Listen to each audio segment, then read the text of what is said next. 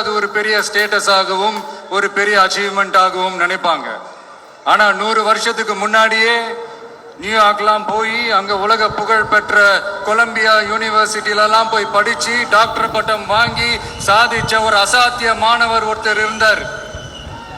அது கூட பெருசு இல்ல, அவர் எந்த சூழ்நிலையில அங்க போய் படிச்சு சாதிச்சாருன்றதான் மிகப்பெரிய விஷயம்.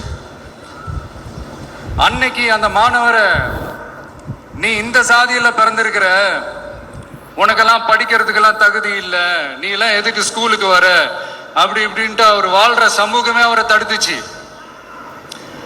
அதையும் மீறி அந்த மாணவர் பள்ளிக்கூடம் போனா சக மாணவர்களுடன் சரிசமா உட்கார்ந்து படிக்க அவருக்கு அனுமதி இல்லை. தாக எடுத்தா தண்ணி கூட குடிக்க முடியல. அப்படி அத்தனை சக்திகளும் அவருக்கு எதிராக இருந்தது. ஆனா ஒரே ஒரு சக்தி மட்டும்தான், நீ படி, எத்தனை தடைகள் வந்தாலும் படி, தொடர்ந்து படி அப்படின்னு சொல்லிக்கிட்டே இருந்தது. அதுதான் அந்த மாணவருக்குள்ள இருந்த அந்த வைராக்கியம். அந்த சின்ன வயசுல அந்த மாணவருக்குள்ள எப்படி அப்படி ஒரு வைராக்கியம் வந்துச்சு நினைச்சு பார்க்கும்போது உண்மையிலே பிரமிப்பாதான் இருந்துச்சு. அந்த வைராக்கியம் தான் அந்த மாணவரை பிற்காலத்துல இந்த நாட்டோட ஒரு தலை சிறந்த இன்டெலெக்சுவலா டிரான்ஸ்ஃபார்ம் ஆகிறதுக்கும் காரணமா இருந்துச்சு.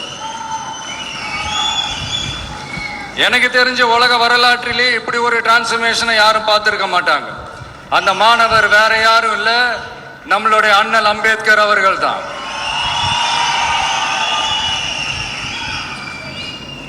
வன்மத்தை மட்டுமே தனக்கு காட்டி இந்த சமூகத்திற்கு அவர் திருப்பி என்ன செஞ்சாரு அப்படின்னு அதை படிச்சு பார்க்கும்போது உண்மையிலே மெய்சில் இருக்க வச்சுது. பிறப்பால் நாம் அனைவரும் சமம், நீ எந்த சாதியில பிறந்திருந்தாலும் எந்த மதத்தை பின்பற்றினாலும் சட்டத்தின் முன் நாம் அனைவரும் சமம் அப்படிங்கிற ஒரு உயரிய கோட்பாட்டை உறுதி செய்யும் நம் நாட்டின் அரசியல் சாசன சட்டத்தை வழங்கி நம்ம நாட்டில் இருக்கிற எல்லாருக்குமே ஒரு பெருமை தேடி தந்தவர். இன்னைக்கு ரிலீஸ் பண்ற இந்த புக்ல எல்லோருக்குமான தலைவர் அம்பேத்கர் அப்படின்ற அந்த புக்ல ஒரு 100க்கும் மேற்பட்ட கட்டுரைகள், நேர்காணல்கள் எல்லாமே இருக்குது. அதுல என்ன ரொம்ப யோசிக்க வச்சது அவர் எழுதின அந்த பயோகிராஃபி தான். வெயிட்டிங் ஃபார் அ வீசான்னு சொல்லி அதுக்கு தலைப்பு வச்சிருந்தார். அதுல அவர் லைஃப்ல ஃபேஸ் பண்ண விஷயங்கள், அவரை பாதிச்ச விஷயங்கள் எல்லாமே கிட்டத்தட்ட ஒரு 6 சம்பவங்கள் பத்தி அதுல குறிப்பிட்டிருந்தார். அதுல ஒரு 2 விஷயம் ரொம்ப பாதிச்சது என்னன்னா, அதுல ஒண்ணு,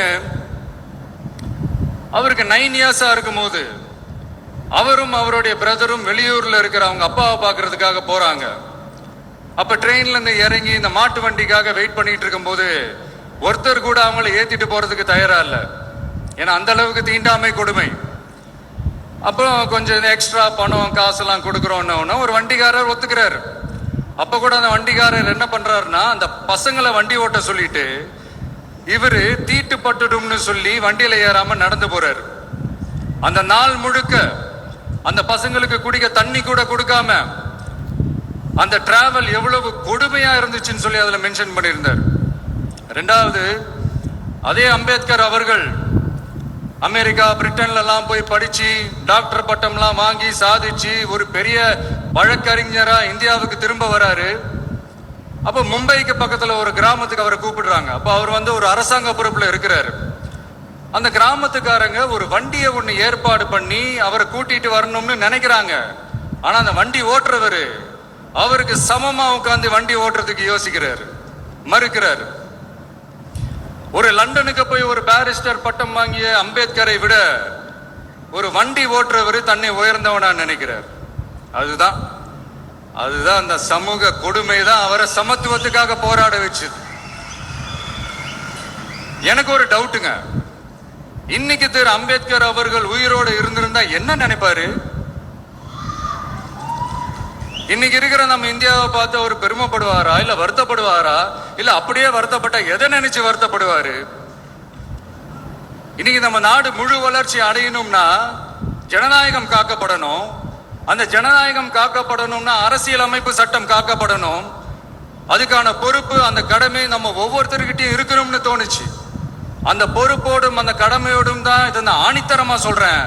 ஜனநாயகத்தை நாடுவேர் ஃப்ரீ அண்ட் ஃபேர் எலெக்ஷன்ஸ், சுதந்திரமான மற்றும் நியாயமான தேர்தல். தேர்தல் நியாயமா நடக்கலன்னு நான் சொல்ல வரல. பட் சுதந்திரமாகவும் நியாயமாகவும் தான் தேர்தல் நடக்குது அப்படிங்கிற அந்த அசைக்க முடியாத நம்பிக்கை நம்ம ஒவ்வொரு இந்தியனுக்கும் இருக்கணும்னு தோணுச்சு. அது அமையணும்னா தேர்தல் ஆணையர்கள் கான்சென்சஸ், அதாவது ஒருமித்த கருத்து அடிப்படையில் மட்டும்தான் நியமிக்கப்பட வேண்டும் அப்படின்றத என்னுடைய ஒரு வலிமையான ஒரு கோரிக்கை.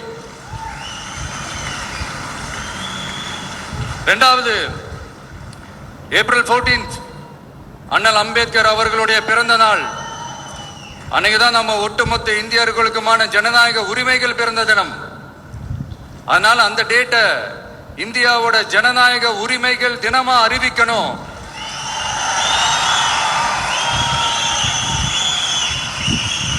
அப்படின்றத என்னுடைய இன்னொரு தாழ்மையான ஒரு வேண்டுகோள். அது இந்திய ஒன்றிய அரசிடம் நான் முன்வைக்கிறேன்.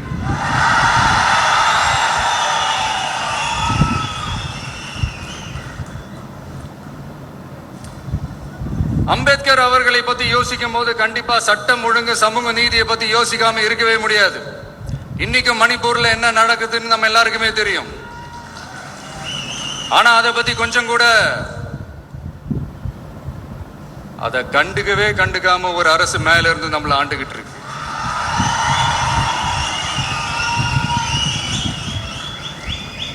சரி, அங்கதான் அந்த அரசு அப்படி இருக்குன்னா இங்க இருக்கிற அரசு எப்படி இருக்கு?